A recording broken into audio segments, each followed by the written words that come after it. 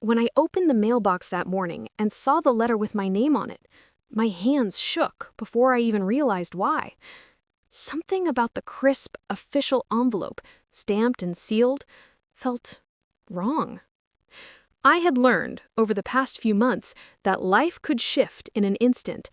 That delicate balance you think you hold in your hands, it can slip like sand without warning. And that morning, with the smell of fresh coffee mingling with the faint scent of the early autumn breeze through the kitchen window, I sensed it slipping. The house was quiet. Too quiet, considering it was the first Saturday in weeks I'd been home without errands or work calls pulling me in 100 directions. My husband, Mark, was upstairs, probably tinkering with his computer, headphones on, oblivious to the world. I liked the quiet most of the time, but that morning it felt heavy. I tore the envelope open, my fingers trembling. The letterhead belonged to a law firm I had never heard of, and the words inside made my stomach drop. Regarding the property located at 43 Willow Creek Lane, it has come to our attention that there may be a dispute regarding rightful ownership. I blinked, reread the lines. My vision blurred slightly. The house, our home, my inheritance from my grandmother, was being challenged. I sank into the kitchen chair, gripping the letter like a lifeline. My grandmother had left me this house when I was 21. It had been mine, legally, unquestionably. I had lived in it since I inherited it, filling it with my own memories, painting the walls, growing a garden in the backyard, hosting Christmas dinners with Mark, and occasionally, when he wasn't around, just sitting on the porch swing with a cup of tea, listening to the world wake up. Now, someone was trying to take it from me. The thought that struck first was disbelief. Who would do this? Then, slowly, a chilling realization crept in. It had to be them, my in-laws, my sweet, polite, always smiling in-laws who had welcomed me into the family with open arms. Or so I thought. I remembered the subtle moments over the past few months. Their visits, which once felt warm, had begun to carry a quiet edge. The comments about how you really need to think about your future, or, houses can be tricky in this economy, had been small, easy to ignore, until now. I could almost hear my grandmother's voice, soft and reassuring in my memory, warning me about people who smiled too much when it's convenient for them. She had always taught me to notice the little things, the gestures that hint at the truth before words ever do. I grabbed my phone and called Mark. His cheerful voice greeted me as usual. "Morning, love. What's up?" he said, not noticing the tremor in my tone. "Mark, did you know anything about this?" I held up the letter, though he couldn't see it. What is that?" he asked, and then a pause. I could hear his brow furrow through the line. "Wait, the house? What do you mean?" I told him everything, slowly, carefully, trying not to let panic slip into my voice. He muttered something about contacting a lawyer, something about insurance and property deeds, but I could hear his mind racing, his disbelief mirroring mine. We hung up, and I sat there, staring at the envelope, wondering how something so concrete, so permanent as a house, could suddenly feel like sand slipping through my fingers. The next few days passed in a blur of settled anxiety. Every call from the law firm, every unexpected knock at the door, made my heart pound. And then the messages began. Small, almost casual comments from my in-law. "Do you really think you're going to keep that old place forever?" she texted one morning. I froze. It wasn't just the words. It was the casual confidence behind them, the assumption that they had a right, that they had a claim. My stomach turned over. I wanted to reply sharply, but I didn't. Instead, I stared at the phone, feeling a mix of anger and disbelief I couldn't quite articulate. That night, I lay in bed next to Mark, but sleep was elusive. I felt the weight of every small gesture I'd dismissed in the past months. The way his mother had lingered too long in the kitchen, glancing around, assessing, commenting. The way his father had once jokingly asked about the value of the house, as if trying to gauge me. The tiny seed of suspicion planted itself in my mind, and I couldn't ignore it any longer. I realized that this wasn't just about property. This was about control, about testing boundaries, about seeing if I would flinch, if I would let them rewrite the life I inherited with love and sweat. And suddenly, my resolve hardened. I wouldn't flinch. I wouldn't cower. I wouldn't let them steal what my grandmother had given me and what I had nurtured into a home. Over the next week, I began quietly gathering information: old deeds, emails, letters, anything that could confirm my ownership, anything that could trace the house's rightful history. Every night, I sat at the kitchen table, laptop open, coffee cooling beside me, cross-referencing legal documents, scribbling notes, making calls. Mark helped where he could, but I took the lead. Something inside me demanded it, not just for me, but for the quiet memory of my grandmother, for the countless afternoons spent tending the garden, for the walls that held my laughter and my tears. And by the time the weekend rolled around, I was ready to confront them, not with yelling, not with drama, but with calm, quiet strength. I could still hear the ticking of the clock in the living room as I rehearsed what I would say, imagining their faces, imagining the weight of their assumptions crumbling under facts and truth.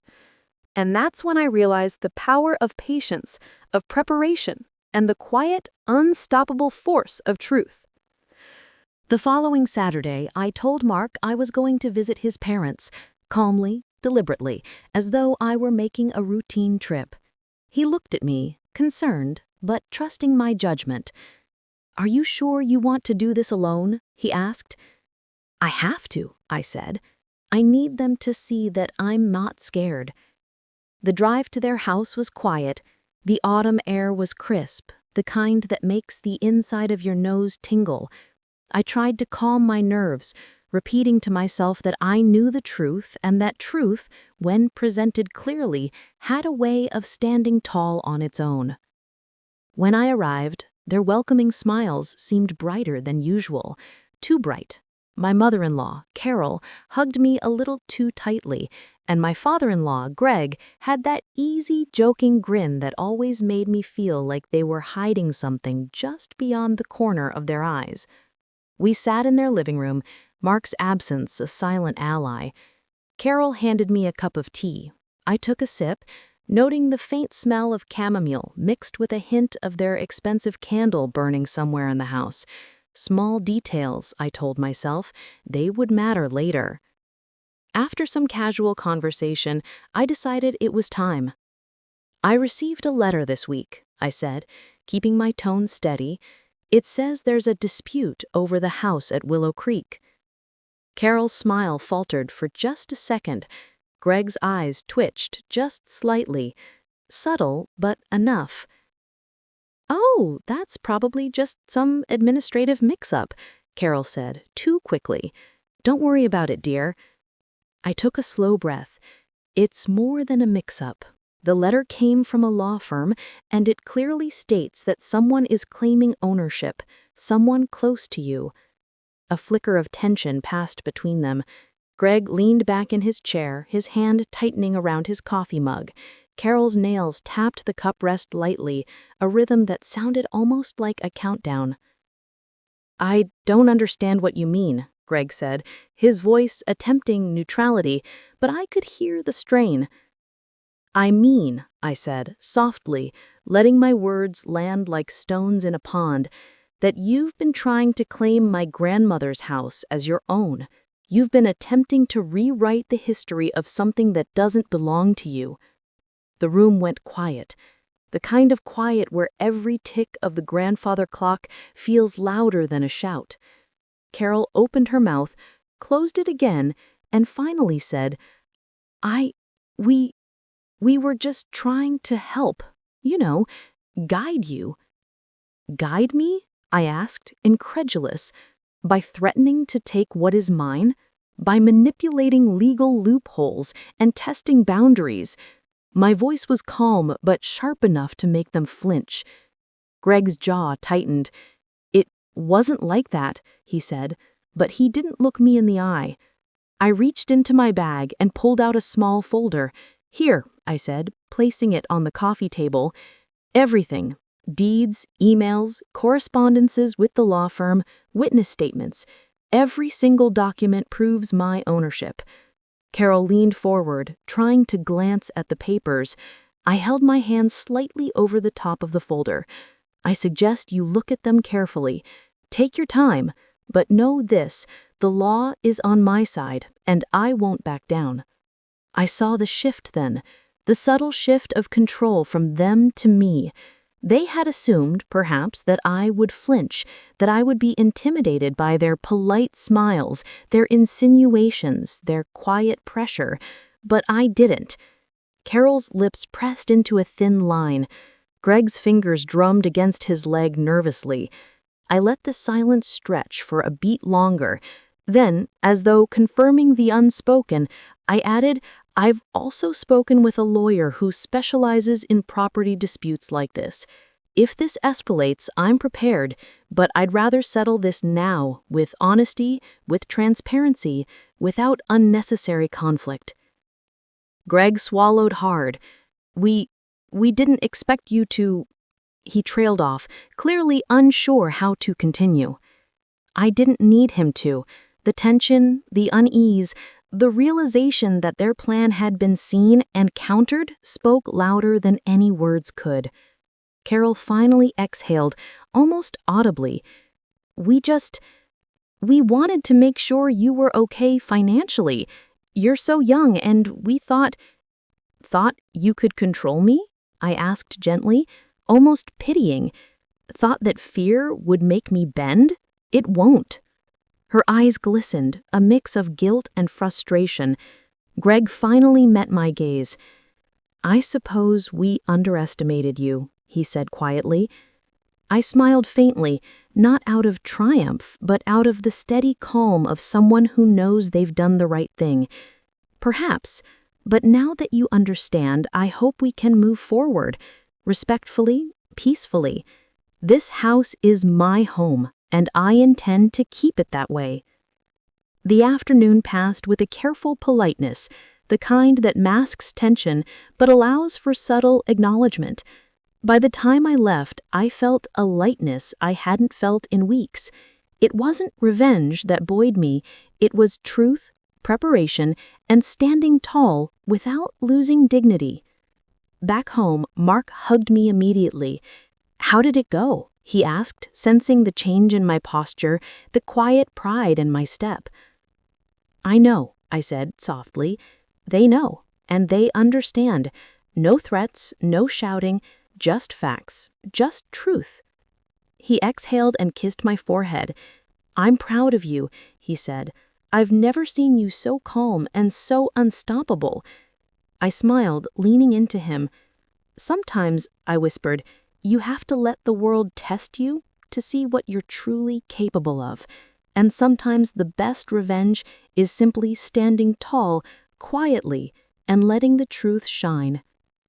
That night, I slept differently, not out of fear, not out of uncertainty, but with the steady peace of someone who had reclaimed control over her life. In the days that followed, life settled into a rhythm that felt both familiar and surprisingly new. The tension that had coiled through our home for weeks had loosened, leaving behind a quiet satisfaction. I found myself walking through the rooms of the house differently, slower, more aware.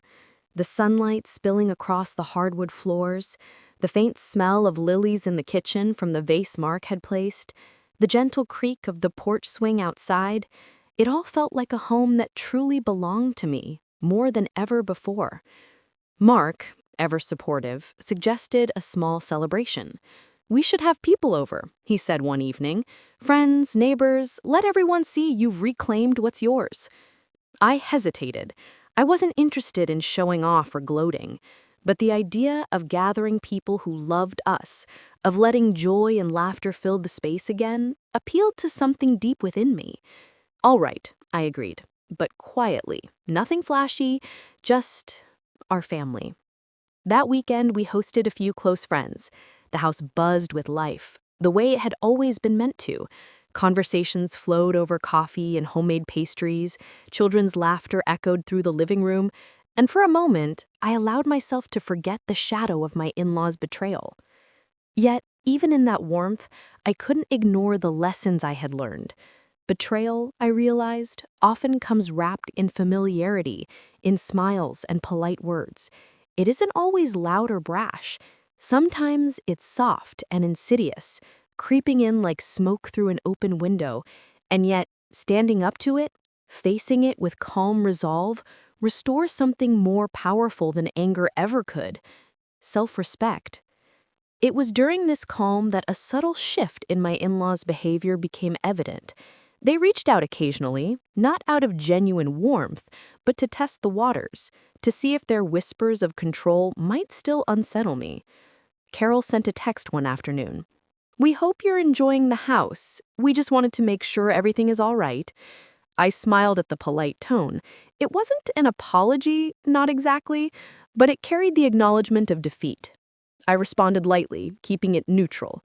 "Thank you. The house feels like home again." I didn't need to confront them further. The documents, the law firm, and the quiet confidence I had carried through those tense weeks had done their work. The power of truth combined with preparation and patience had spoken louder than any confrontation or argument ever could. One evening, while Mark and I were tending the garden, I noticed a familiar figure walking along the street outside. It was Carol, carrying a basket of apples, likely freshly picked from the neighbor's orchard. She smiled at me, hesitated, then waved. I waved back, and in that small gesture I felt the subtle shift of acknowledgement, an unspoken understanding that the game was over. I thought back to the first letter, the initial shock that had made my hands tremble. Back then, I had felt so small, so vulnerable, as if the very walls of my life were crumbling.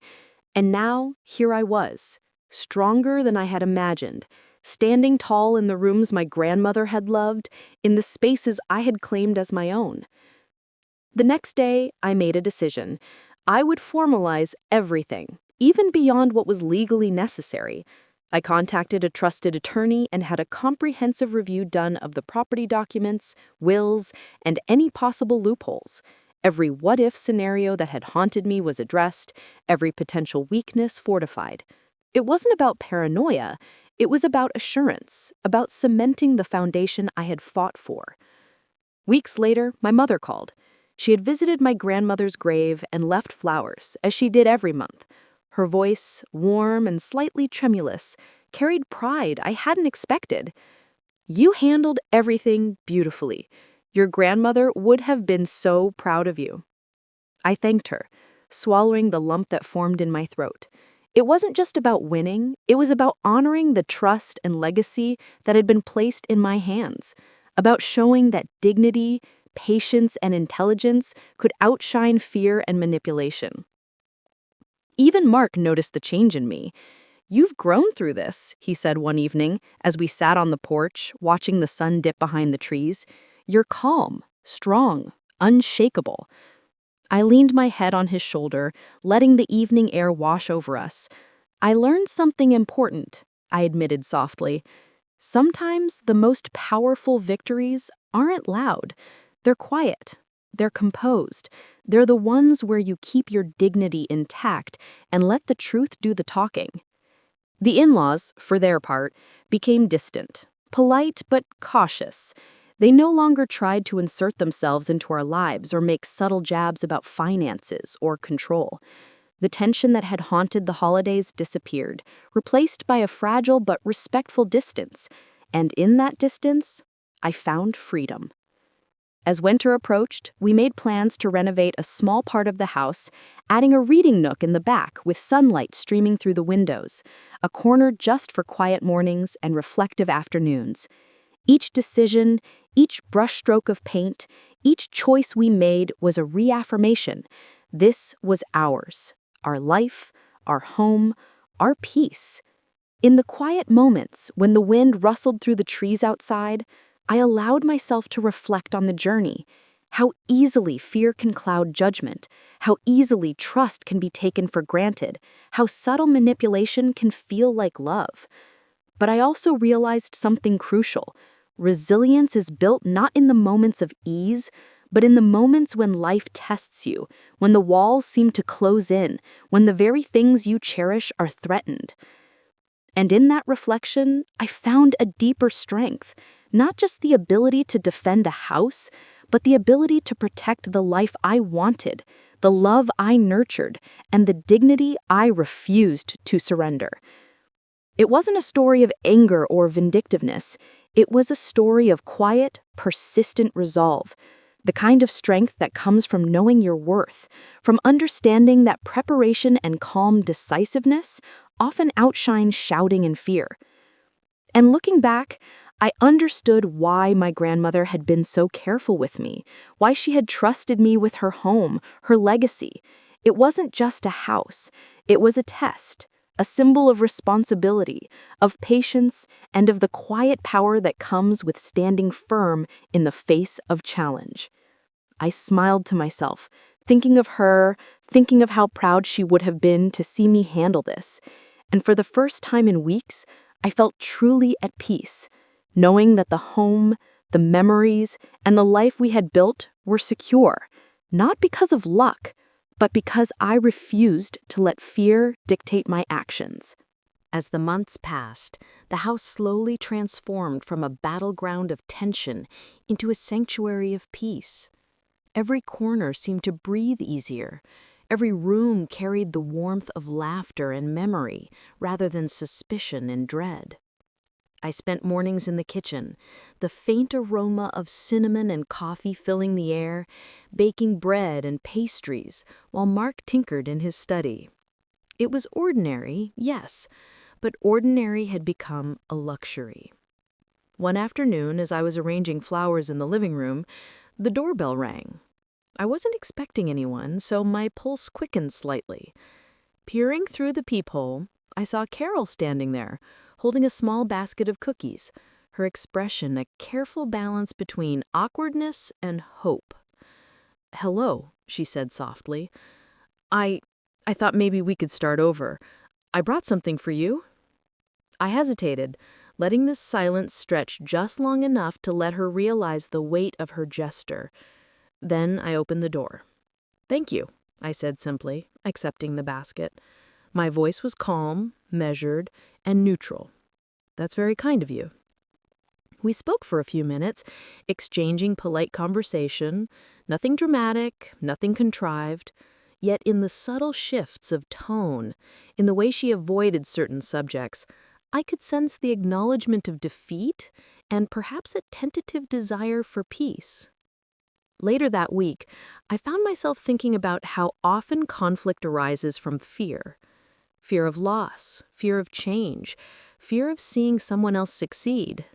I realized that my in-laws had been driven by a mix of envy and control, not malice. Understanding that didn't erase their actions, but it helped me approach the situation with clarity and without lingering bitterness. Mark noticed the change in my demeanor too. "You seem lighter," he observed one evening as we sat on the porch swing watching the sun dip behind the horizon. "Not just confident, but free." "I am," I admitted. "It's strange, but standing firm without letting anger consume me has given me a sense of peace I didn't expect. I've learned to value calm over confrontation, patience over impulsive reactions."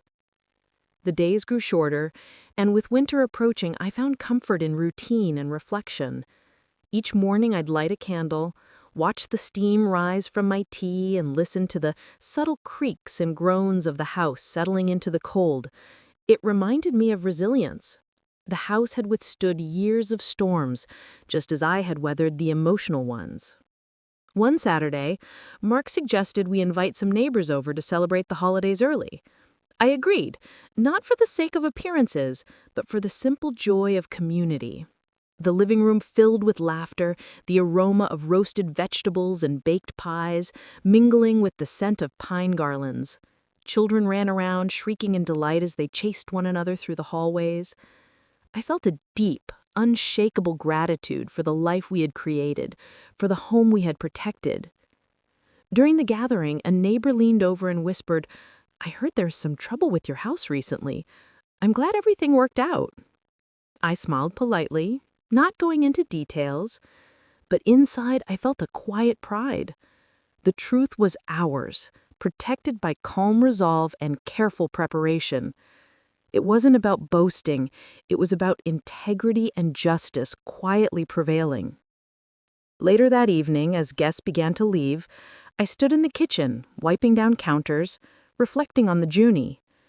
Every step, the initial shock, the fear, the painstaking gathering of documents, the confrontation, and finally the peaceful resolution had taught me lessons I wouldn't forget. I thought about control and power, how often people mistake manipulation for influence. I had learned that true strength lies not in intimidation, but in preparation, dignity, and unwavering adherence to truth. The house, once threatened, now stood as a symbol, not just of property, but of resilience, moral clarity, and quiet triumph. Mark joined me, placing a hand on my shoulder. "You know, this experience has changed both of us. Not just how we see your in-laws, but how we see ourselves." "I know," I replied, smiling. "I feel stronger, more grounded. I understand the importance of boundaries, the value of patience, and the power of calm resolve. And I think it's made us better at navigating life together." Weeks turned into months, and the holidays arrived. The house was warm with decorations, the scent of baked goods filling every room. My in-laws were no longer a shadow over our lives. They remained at a distance, civil, but restrained. And in that distance, I found peace.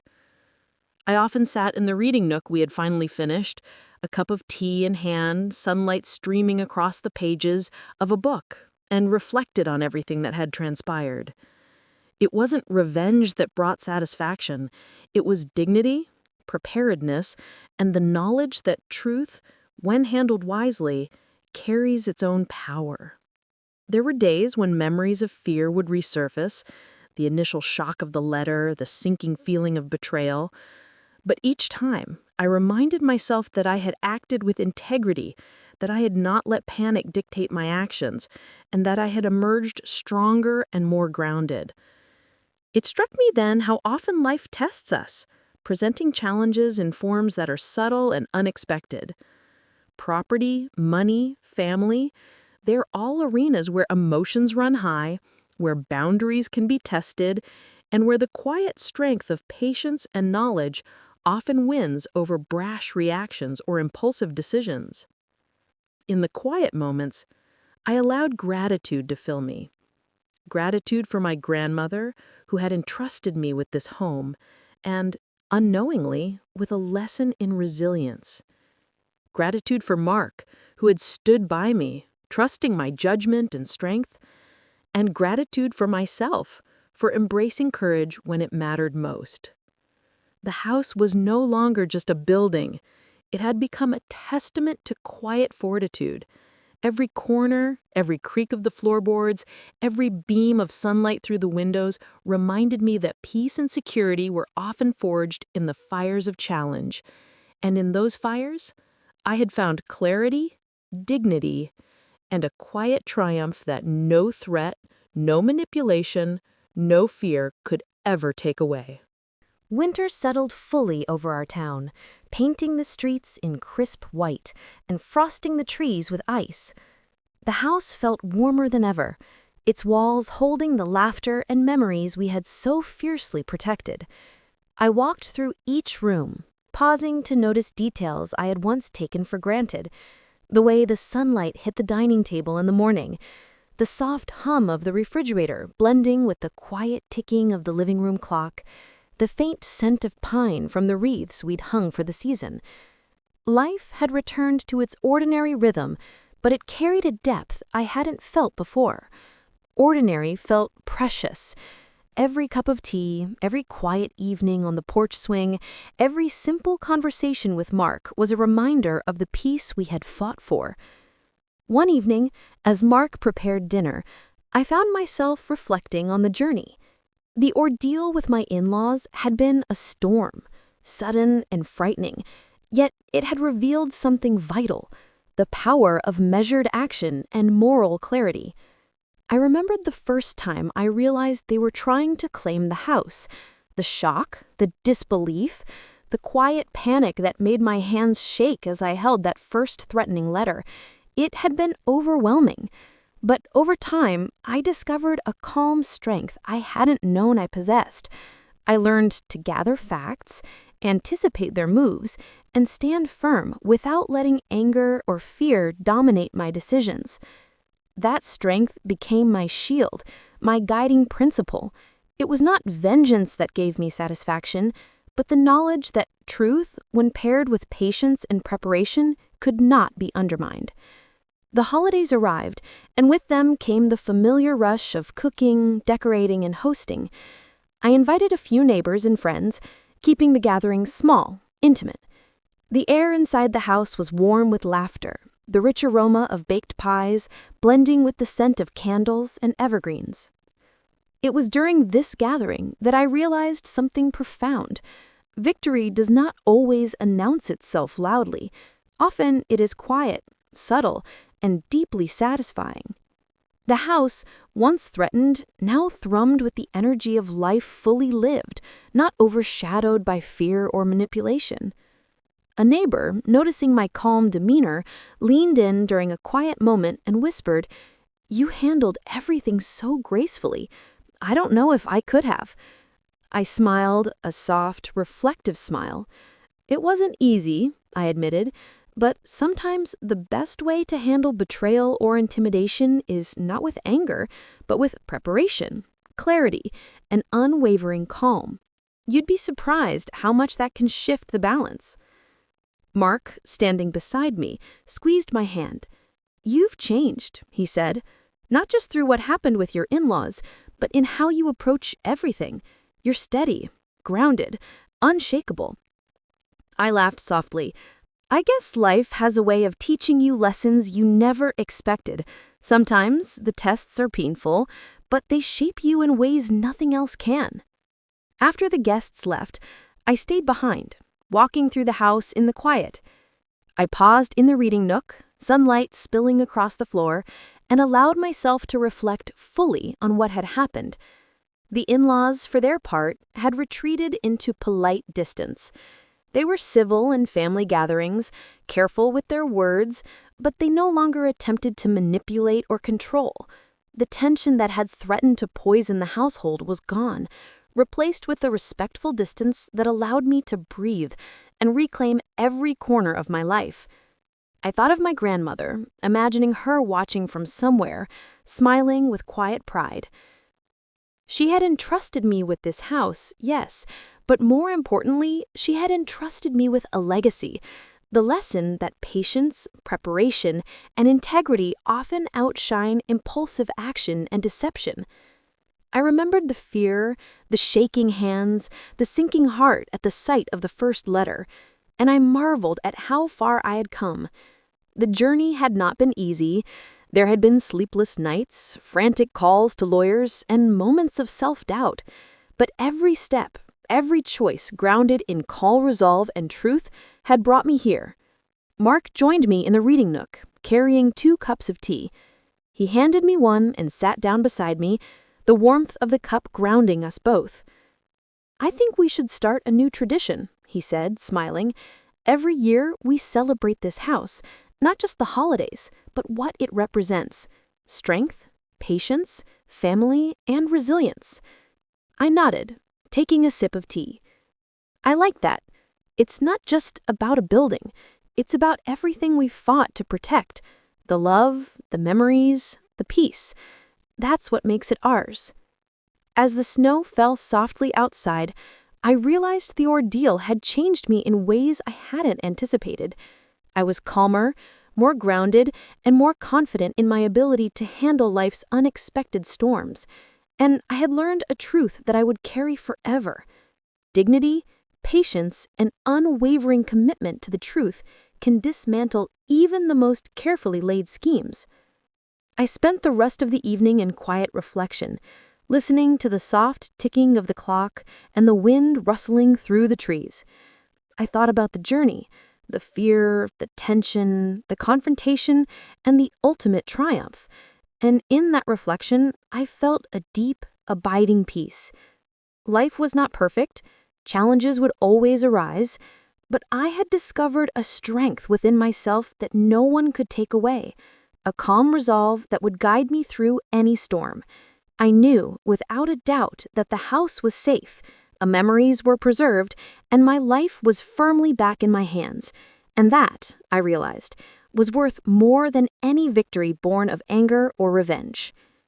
Standing at the window, looking out at the snow-covered yard, I whispered to myself, "This is home, ours, and nothing can take it from me. Not fear, not manipulation, not anyone." The weeks following the holidays felt almost magical. Not because anything extraordinary happened, but because life had finally settled into a rhythm of peace. The house, once a battleground of tension and fear, now felt alive with warmth and joy. Every morning, as sunlight poured through the windows, I took a moment to breathe, to feel gratitude for the life Mark and I had built, brick by brick, choice by choice. I spent hours in a little reading nook we had created, a space that had become my sanctuary. Here, I reflected on the lessons learned, the small victories that mattered far more than grand gestures. Every document I had gathered, every phone call with the lawyer, every calm word spoken to my in-laws, they had all been threads weaving a tapestry of resilience and dignity. Mark had noticed my inner calm, the quiet confidence I carried into every conversation, every decision. "You've truly grown through this," he said one evening as we sipped tea by the fireplace. "Not just in handling the house, but in how you face life. I've never seen you so grounded." I smiled, letting the warmth of the fire and his words fill me. "It's not about winning or defeating anyone," I admitted. "It's about standing firm in truth, about protecting what's ours without losing ourselves in anger or fear. I've learned that the most powerful victories are quiet, not loud." Even the in-laws had changed, though subtly. They approached family gatherings with civility, careful with their words, conscious of boundaries. There was no more manipulation, no hidden agendas. They had learned, perhaps begrudgingly, that their attempts to control had failed, not through confrontation, but through calm, persistent resolve. One Sunday, as the snow melted into soft spring rain, I received an unexpected message from Carol. "I hope you and Mark are well. I wanted to say, I admire the way you handled everything. You taught me an important lesson about respect and dignity." I paused, feeling a mix of surprise and reflection. Admiration from someone who had once been an adversary? It carried weight. I replied simply, "Thank you, Carol. I hope we can move forward with understanding and respect." The words were more than a courtesy. They were a marker of growth, for them and for me. Life, I realized, wasn't about holding grudges. It was about learning, evolving, and reclaiming peace in a world that sometimes tests you in unexpected ways. Spring arrived fully, and with it came a sense of renewal. I spent afternoons tending the garden, planting flowers and herbs, watching new life sprout from the soil. Each bloom was a reminder of resilience, the ability to grow even after harsh winters, even after storms. The house no longer felt like a site of conflict, but a living, breathing symbol of what we had protected and nurtured together. Mark and I also began inviting friends over more often, not out of obligation, but to celebrate life, love, and the quiet victories that often go unnoticed. Laughter filled the rooms once again, a sound that had been missing for weeks, replaced by tension and whispered threats. Now it was replaced with warmth and connection, the kind that makes a house a true home. One evening after dinner, I found myself alone in the living room. I looked around at the photographs on the walls, the shelves of books, and the framed memories of family gatherings past. Each item told a story, each corner a reminder of patience, courage, and quiet determination. I realized that the house was more than just bricks and mortar. It was a testament to resilience, to the ability to protect what is precious without losing oneself in anger or retaliation. I thought of my grandmother, who had entrusted this house to me. I imagined her sitting in her favorite chair, nodding with quiet approval. "You've done well," I whispered to the empty room, feeling a warmth spread through me. "You've protected what matters, and you've done it with grace." It was a night of reflection, of understanding the journey from fear to empowerment. I had learned that betrayal could be subtle, hidden beneath polite words and smiles. I had learned that control is often a guise for fear, and that patience, preparation, and truth are the most effective weapons against manipulation. And most importantly, I had learned that standing firm, with dignity intact, brings a satisfaction that no revenge ever could. The in-laws never approached us again with threats or manipulation. They remained distant but polite, and that distance gave me peace.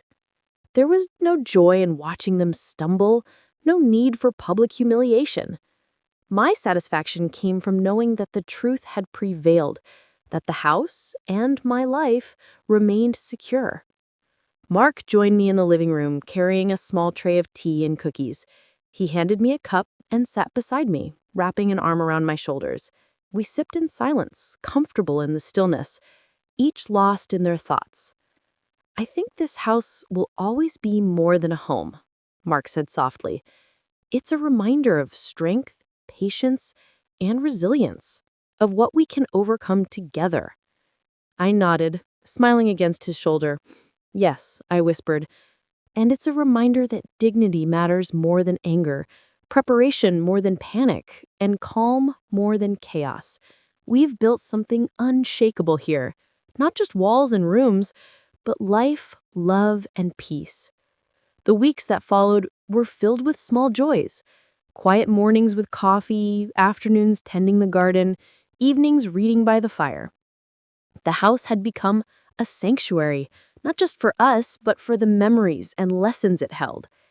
And each time I walked through its halls, I felt a deep, abiding sense of victory, not the kind born from revenge or spite, but the quiet triumph of integrity, preparation, and resilience.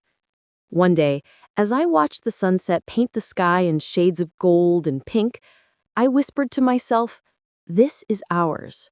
Not just the house, but the life we have built. No one can take it from us. Not fear, not manipulation, not anyone."